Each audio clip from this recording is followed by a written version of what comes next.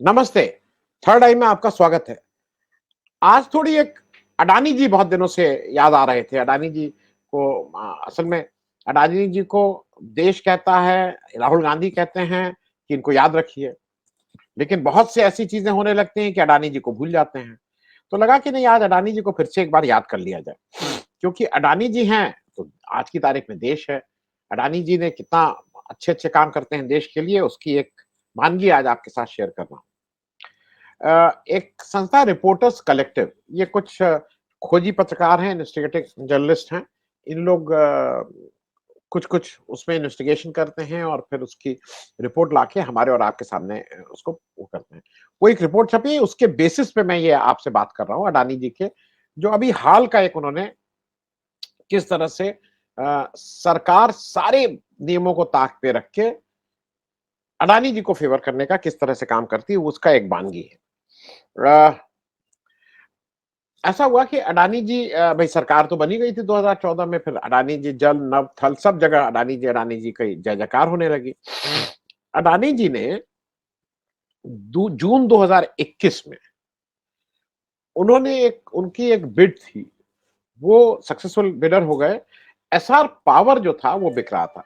अब उसकी स्टोरी में नहीं जा रहे हैं, एसआर पावर क्यों बिक रहा था, कैसे बिक रहा था, कहां से चाबी मरोड़ी गई, लेकिन एसआर पावर बिक रहा था। एसआर पावर क्या था? वो सिंगरौली के मध्य प्रदेश में एक पावर प्लांट था 1200 मेगावाट का। उसको अडानी जी ने सक्सेसफुल हुए, उनकी बिड सक्सेसफुल हो गई जून 2021 में। ये टाइमलाइन इसलिए जरूरी है कि ये समझने के लिए, हालांकि उसका फाइनली पेमेंट करते करते और उनके उनके अधिकार क्षेत्र में आते आते वो 4250 करोड़ में उन्होंने ये 1200 मेगावाट का एक एसआर पावर को खरीद लिया। और उनके पावर, उनका नाम हो गया उसका नाम था महान थर्मल पावर स्टेशन।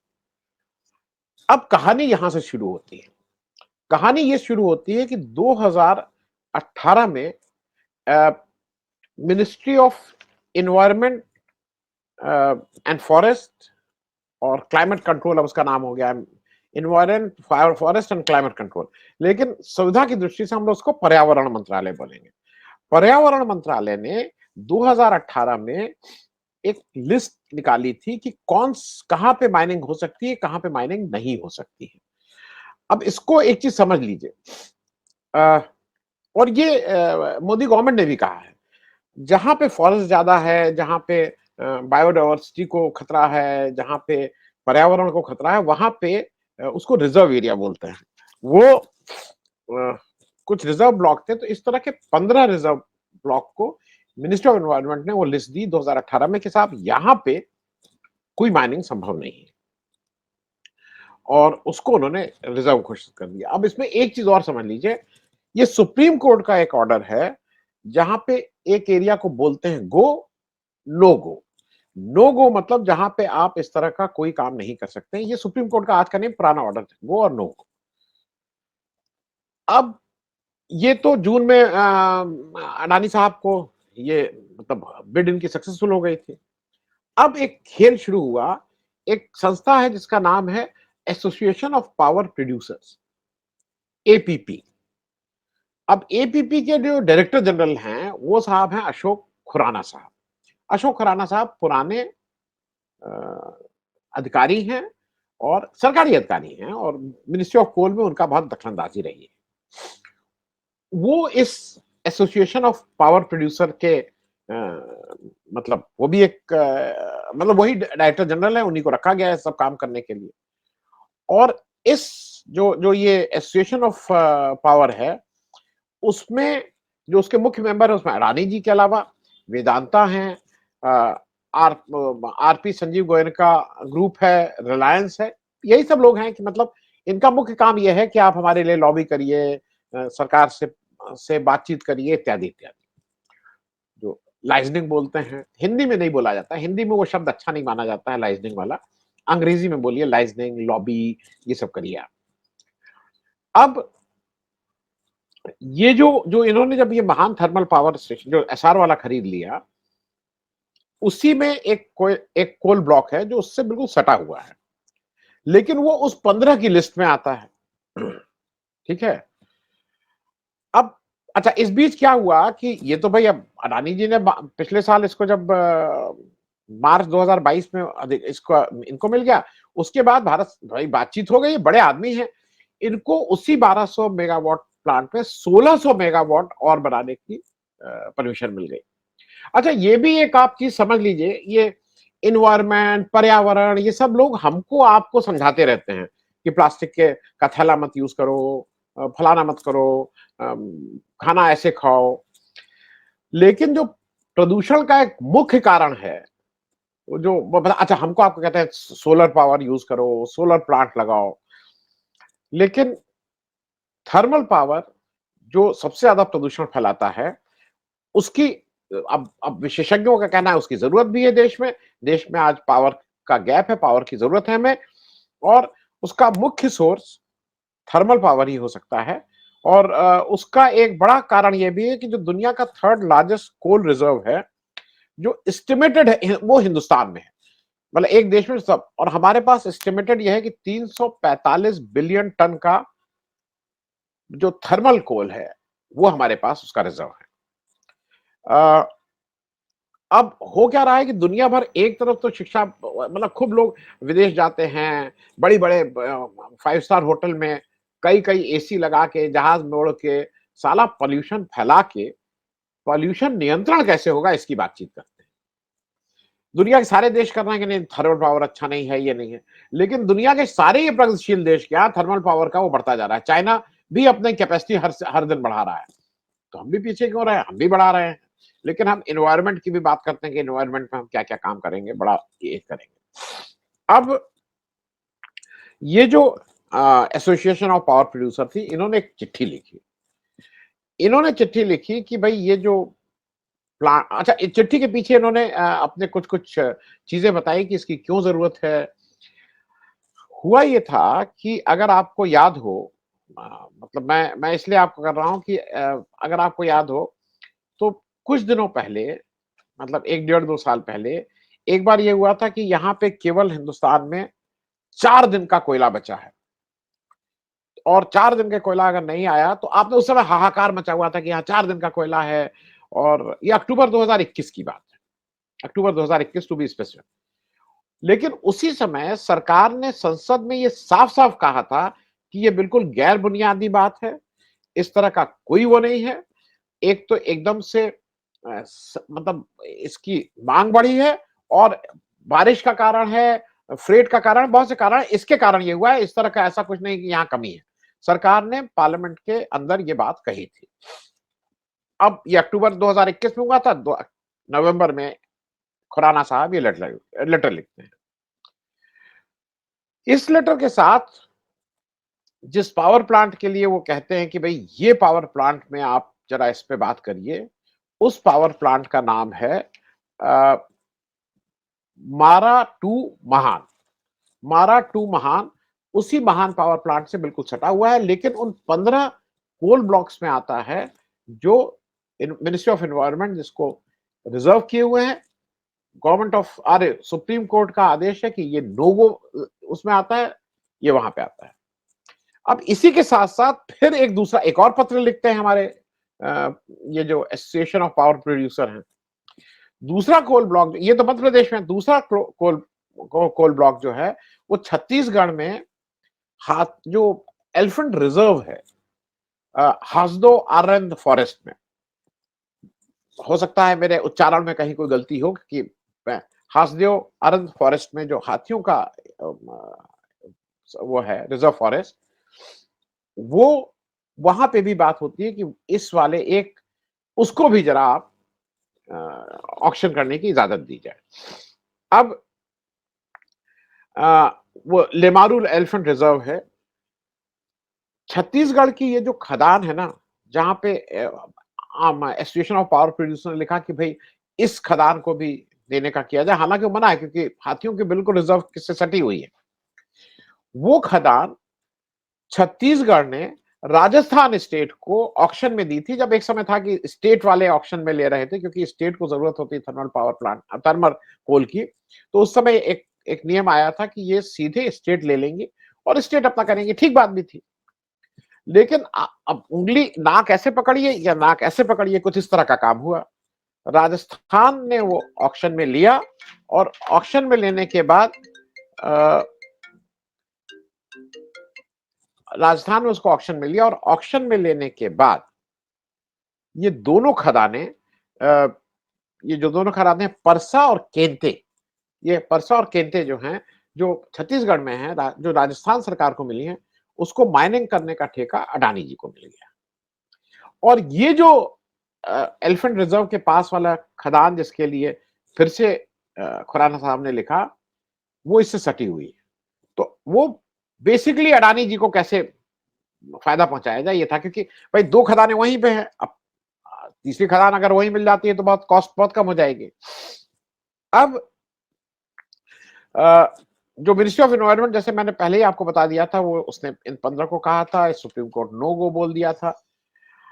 अब कोल मिनिस्ट्री जो है उसने क्या किया, उसने जब ये खत आया तो इसने इस लेटर की बिना पे सीएमपीडीआई सीएमपीडीआई एक कोल इंडिया का एक विभाग है, जो इंस्टीट्यूट है जो ये देखता है, वो बेसिकली उसका ये काम नहीं, लेकिन उनको इन्होंने दिया कि आप ये देखिए कि फॉरेस्ट एरिया को डिस्टर्ब किए बिना ये 15 रिजर्व एरिया के जो कोल ब्लॉक्स हैं इसमें माइनिंग की जा सकती है कि नहीं। इंस्टीट्यूट ने बिल्कुल साफ साफ ये कहा कि ये घने जंगल के कारण इसमें कोई माइनिंग नहीं की जा सकती। लेकिन कोल मिनिस्ट्री ने सीएमपीडीआई की फाइंडिंग और रिकमेंडेशन को ताक पर रखकर उनको छोड़ के को फिर उन्होंने पर्यावरण मंत्रालय से माइनिंग करने की पेशकश की। उसमें अब एक चीज फिर से समझने वाली चीज है, और ये इंटरेस्टिंग है समझने के लिए, कि इन 15 में से 4 जो रिजर्व कोल ब्लॉक्स थे, जिसको पर्यावरण मंत्रालय ने 2018 में रिजर्व कर रखा था, उसके लिए रिकमेंडेशन होती है। अब ये बात मैंने आपको समझाया था अक्टूबर 2021 में, जून 2021 में अडानी जी को एसआर प्लांट की बात हुई। अक्टूबर 2021 में कुछ कमी का आर्टिफिशियली बताया गया, जिसको सरकार ने कहा कि आर्टिफिशियल कमी बताई गई है। और ये बहुत से लोगों का ये कहना है कि इस शॉर्टेज को इसलिए दिखाया गया था जिससे ये जो कोल ब्लॉक्स हैं वो प्राइवेट प्लेयर्स को दिए जा सके। अब 29, मैंने आपको पहले ही बता दिया, नवंबर 2021 में ईमेल द्वारा उन्होंने जब सरकार से कहा, उन्होंने वो सब लिखा, आत्मनिर्भर भारत और इत्यादि इत्यादि, कि माइंस को प्राइवेट में देना चाहिए, ये सब उन्होंने कहा। अब बात ये आई कि आने वाले समय में कोल ऑक्शन हुआ। अब कोल ऑक्शन करने के लिए भाई बहुत ही बेचैन थे, इसको कैसे किया जाए, इसको कैसे किया जाए। तो फिर से मार्च 2022 में, नवंबर 2021 में पहला लेटर लिखा गया एसोसिएशन ऑफ कोल प्रोड्यूसर्स के उस पे। मार्च 2022 में एक दूसरा लेटर, फॉलो अप लेटर, फिर मिनिस्ट्री ऑफ कोल ने लिखा। इस बार उसने कहा कि एसोचेम से रिक्वेस्ट आई है इन माइंस को प्राइवेट हाथों में देने के लिए, इस बार लिखा गया। अच्छा भाई, अब जब ये मार्च में लिखा गया तो अप्रैल 2022 में सीएमपीडीआई ने बिल्कुल साफ साफ शब्दों में कह दिया कि यहां पे माइनिंग नहीं हो सकती है, ये रिजर्व ब्लॉक्स हैं, सुप्रीम कोर्ट का आदेश भी है। अगस्त 2022 में, अगस्त 2022, अब ये मार्च अप्रैल हो गया, अगस्त 2022 में कोल सेक्रेटरी ने पर्यावरण मंत्रालय को एक पत्र लिखा। उस पत्र में उसने उन 15 में से, वो जो 15 जो रिजर्व ब्लॉक्स थे पर्यावरण मंत्रालय द्वारा, उसमें से 5 ब्लॉक को उन्होंने कहा कि लिखा, और उसमें उन्होंने ये लिखा, ये इस रिपोर्ट में लिखा है ट्विस्टिंग फैक्ट्स। उन्होंने लिखा कि यहाँ पे कोई सेंचुरी नहीं है, यहाँ कोई नेशनल पार्क नहीं है, यहाँ कोई इकोनॉमिक जोन नहीं है, में नहीं पड़ते, पर बहुत यहाँ डेंस फॉरेस्ट और हाई ग्रीन कवर है। और उन्होंने ये भी कहा कि जो कोल मिनिस्ट्री है वो इन 5 ब्लॉक्स को माइनिंग के लिए देना चाहती है। उन्होंने ये कहीं नहीं बताया कि सीएमपीडीआई ने 15 ब्लॉक्स को के लिए मना किया है कि यहां नहीं हो सकती है।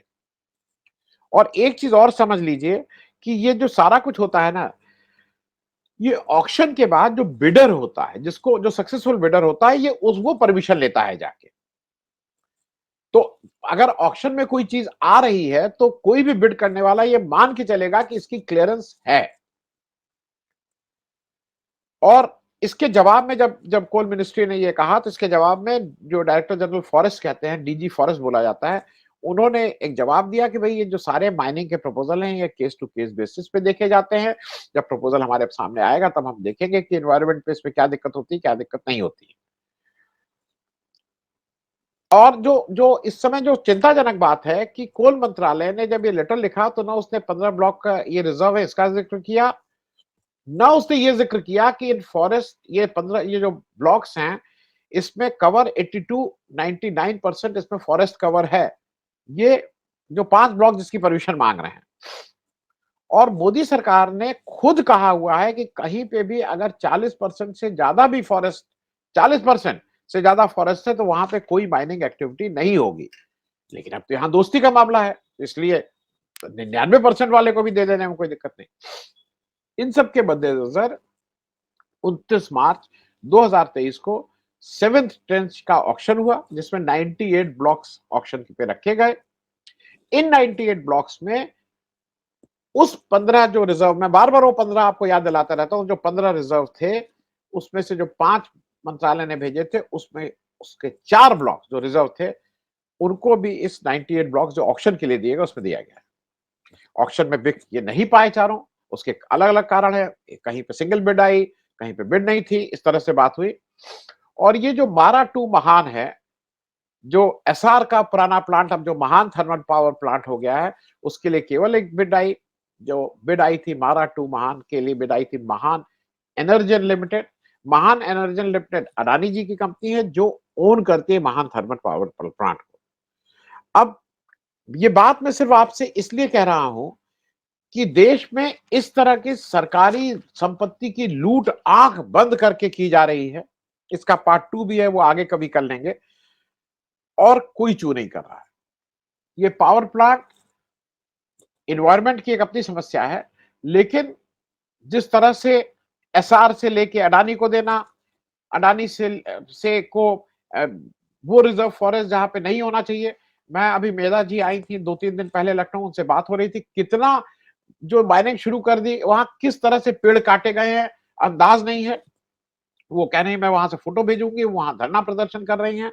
आदिवासियों के वजूद की बात है, क्योंकि जंगल से ही उनका वजूद है।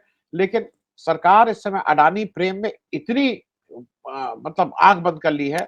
अब लोग कहेंगे इसमें छत्तीसगढ़ सरकार और एमपी सरकार, देखिए मध्य प्रदेश सरकार का ये काम है। और अब आपकी समझ में आएगा कि डबल इंजन सरकार क्यों चाहते हैं मोदी, बार बार डबल इंजन सरकार, क्योंकि वो छत्तीसगढ़ वाला नहीं शुरू हो पाया था मध्य प्रदेश में, इसलिए क्योंकि मैं सिर्फ बात आपको ये बार बार इसलिए कर रहा हूं कि निर्बाध गति से जो ये अडानी जी को आंख बंद करके नियमों को ताक पे रख के सारी सरकारी चीजें देने का जो एक देश में इस समय एनवायरमेंट बना हुआ है, उसमें अगर डबल इंजन सरकार है तभी वो काम कर पाएगी।